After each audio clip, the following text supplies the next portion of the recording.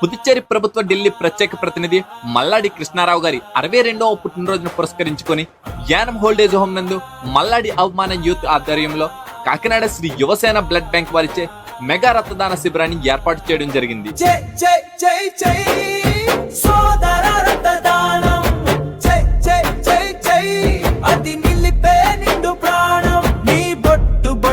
రగతమే అత్యవసర పేణం నిలబెట్టు ఒక కుటుంబానికి మేలుని తలపెట్టు. జై జై జై జై సోదర రక్తదానం.